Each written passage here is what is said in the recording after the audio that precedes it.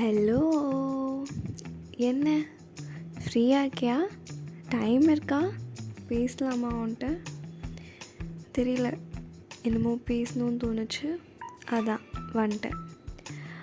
ஆமாம், என்னைக்காச்சும் யோசிச்சுருக்கியா நீ இந்த மாதிரி நீ சோகமாக உட்காந்துட்ருக்கிறப்போ, இல்லை நீ ரொம்ப ஹாப்பியாக இருக்கிறப்போ, அதெல்லாம் ஒருத்தர்கிட்ட நீ ஷேர் பண்ணணும், எக்ஸ்ப்ரெஸ் பண்ணணும்.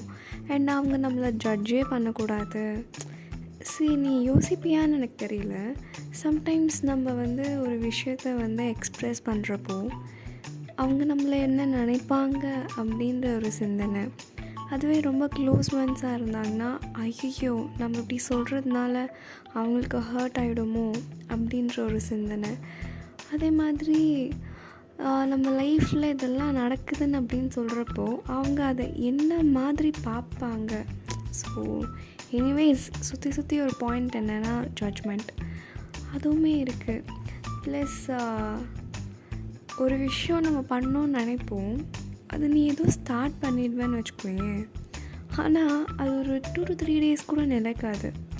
இதோட லேகிங் எங்கன்றது நமக்கே நல்லா தெரியும். ஆனால் அது செய்யணுன்னே தோணாது, செய்யவும் மனசு வராது.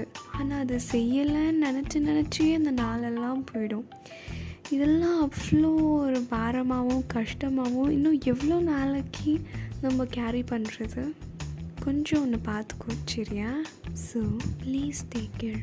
பாய்.